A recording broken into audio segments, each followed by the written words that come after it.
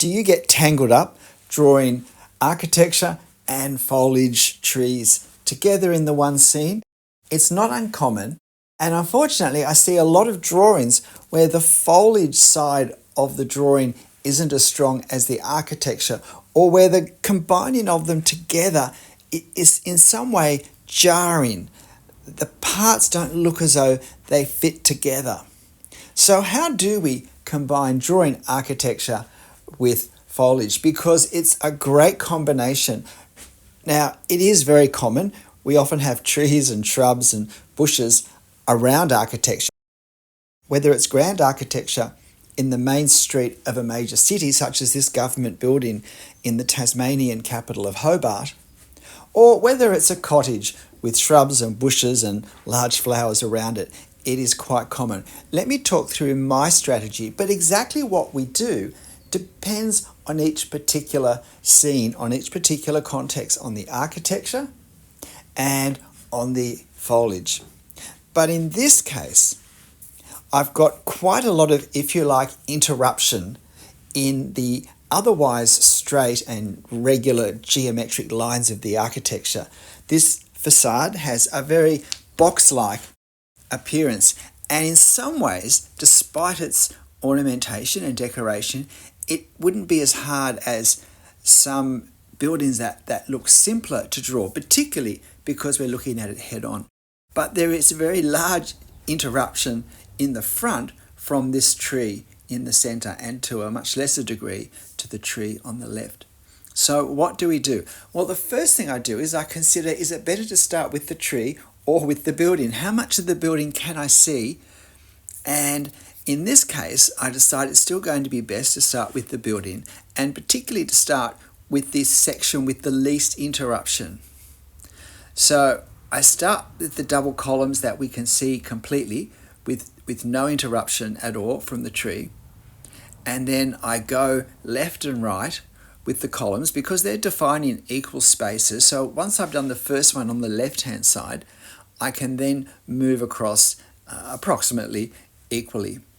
Once I get those done, I decide to move upwards and get this balustrade done, because the details of the balustrade line up with the paired columns underneath.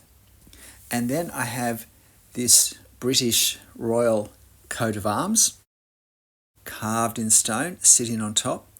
Now, what I need to do here is to draw the effect of what I'm seeing, not to try and draw a lion and a unicorn, and not to get caught up in trying to draw the exact shape of the shield and the crown on top, because with the size pen and the scale I'm drawing it, it's just going to be a blobby mess. So I just want to somehow capture the overall shapes, maybe parts of the silhouette that just say coat of arms, and leave it at that. Now, you'll notice that one of the first things I did, though, when I began to delineate the architecture was, as soon as I realized that I was reaching a point where there was foliage, I put a dotted line. Now, I put more of a dotted line for this video than I would normally do, but what I want to do is to reserve space to make sure that I don't draw hard straight lines through a spot where I'm going to have foliage in front. Because what I like to do, what I prefer to do, is to, where possible, draw the foliage first, and then to indicate in some way, in some manner, the architecture behind. And with this tree, I have two options. I can draw the foliage basically as a white surface with some shading underneath, or I can make it all darker. And I decide to go with the all darker because the local colour is a bit darker than the sandstone colour. If I were to take the colour out of this scene using the photo app on my phone, then the foliage, I believe, would be a bit darker than the sandstone. So I decide to go with that. Now, even with the distinction of colour, the tree has a very speckled, mottled, ill-defined look. It's a very spotty effect. There's a lot of leaf gap, leaf gap, leaf gap, leaf gap, a lot of sandstone spotting through. Now, I can't draw that in the detail that's in the photo, but I decide I want to capture that in my drawing. You see, I could just, if I wanted to, make the foliage a lot thicker. In other words, change the shape of the tree quite a lot. But I decide instead to try and capture the visual disruption, the visual ripples of the scene as well. And so I decide to make the foliage dark. So we're basically going to be seeing it in silhouette. Now, the silhouette edges are going to be really important because they will make clear that the leaves are very small, and certainly at the distance we're seeing them from, they're very small. So that will give an indication of the type of tree, of the overall effect I'm going for. But what I don't want to do is to end up doing leaf by leaf by leaf. And look, maybe this is a good time to mention that I have a playlist on drawing trees, on drawing different types of trees, whether they're pines and conifers or eucalypts or oak trees, whether they're large trees or small trees, whether they're shaped trees, whether they're bushes or shrubs or even grass. I have dozens of videos looking at each of these subjects on my trees playlist. So if you haven't gone to my playlist, then go to my homepage, look at the playlist and select the trees one or any other playlists there that you'd like. And look, if you're finding this video helpful and interesting, please hit the like button. And if you haven't subscribed, why not? So I'm establishing the foliage though. I'm trying to create the effect of the foliage of the leaves, not the detail of it. Now this tree on the left-hand side, however, has a much stronger canopy, has a much denser collection of leaves. We actually don't see through it hardly at all. So it's going to be a lot faster and a lot easier to draw at the end. And you can see what I've done is I've brought the architecture now to that dotted line that I'd established.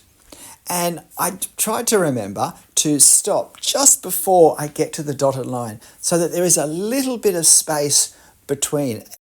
And I call that visual breathing space. That's a space where it's just making it easier for our brain to see more quickly that the architecture is ending and the foliage is beginning. However, there are also places where there is enough gap between leaves of the canopy that we can see some of the architecture through it. And so there are parts where I want to put indications of that architecture, or more often, indications of the shadows that the architecture is causing. Now, this is a strong sun situation. It wasn't particularly hot because Hobart is one of the largest cities in the world, closest to Antarctica. So it wasn't super hot, but there was a lot of sunshine and therefore there were strong shadows, and I was wanting to capture those shadows as well. I knew I wasn't going to use sketch marker, that I was going to use hatching for my shade and my shadows, and also for the local colour, the green colour of the leaves on the tree. So this drawing was a bit of a commitment. I knew it was going to take me around an hour to draw when I started because I knew the foliage would take me some time with all those leaves. And while the actual architecture isn't the most difficult that we can do, there is a reasonable amount of it, and we do have to weave it around the foliage. So I thought it would take me some time.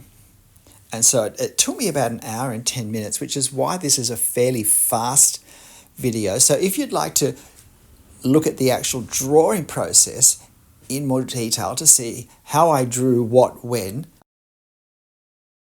then I really suggest that you slow down the video when you watch it. And you can still make out what I say happily enough, or you could just mute it and watch the actual drawing and try and work out yourself what my thinking is at the time.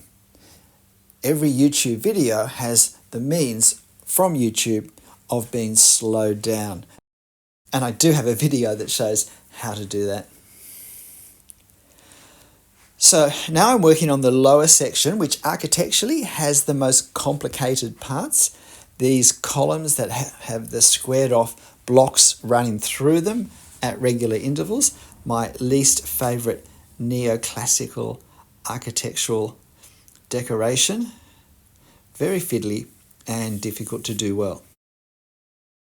One thing I've also done is drawing the architecture. I realised that as I moved from left to right, it began to slide out at the bottom. It began to tilt back towards the left-hand side of the page. I've done this before. I've done this reasonably frequently. It's because of where I position my chair against the paper and where the light I have on the right-hand side and the nature of the light, which means that I can't move easily above the paper, and so I end up tilting my head when I draw the lines. And so I've discovered time and time again that that's an easy way to not see the vertical as vertical at the point when we're actually drawing the line. At the very end, I add a few lines just to try and pull it a little more upright. Once I take the tape off, I do that. So just look out for that at the end after the tape comes out. But you can see with the tape, there is quite a significant lean back towards the left side of the picture as the building goes up. I also found there was a corresponding lean on the horizontal between the two floors. Fortunately, the tree covers a lot of that, and that enabled me to correct the first line I drew easily enough. So this is where, with a scene such as this, particularly when it's taking quite some time to draw, it's important to stop and stand up and just look at what we've done and get an overall viewpoint. Get a sense of, do all the parts go together? Because as we draw a scene like this, section by section, it's easy to focus on each section and get nice accuracy within that and nice alignment within that, but fail to align this section with perhaps a section on the other side of the drawing. And that's the sort of thing that happened as I moved across from left to right.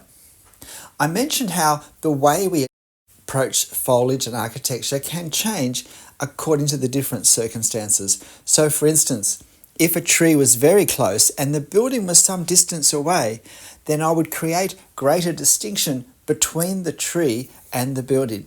I'd probably use a lighter line for the building, heavier line with more detail, more hatching, darker values for the tree,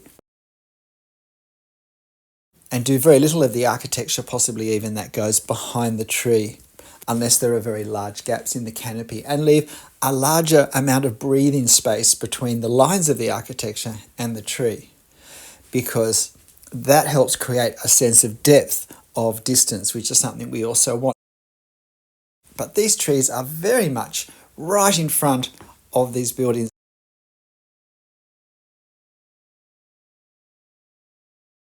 There's very little space between the branches that go towards the building and the actual stonework. And I just decided to do a few more details down the footpath end of things to give an indication of the gutter. And then I have this final tree to draw, which, as I said, I knew was always going to be a faster, more straightforward drawing. And so this is how it finishes up. So I was wanting an effect of a very busy sense visually of where the tree is in front of the architecture as it is in the drawing, but still a sense of architectural elements behind. And there I am now just trying to straighten a little bit the effect of the extreme right-hand vertical end to the building. What do you think? G'day, I'm Travers. Look, in some ways, the architecture isn't as difficult as it looks, and in other ways, the foliage is more difficult than it looks. So it's a great thing to bring together. I particularly enjoy drawing scenes where there's architecture and foliage together because they are such a great contrast. The architecture makes the trees look more like trees, and the trees make the architecture look more like architecture. So a very favourite subject of mine. So why not give it a go? I've put this photo on my channel community page. And choose the size carefully, how large, how small. That all makes a difference to what sort of marks we use, certainly for how long it's going to take us, and the sort of technique approach that we would use. But look, however you draw it, whatever scale, whatever pens, whatever. Make sure you have fun. I'll see you next time. Bye.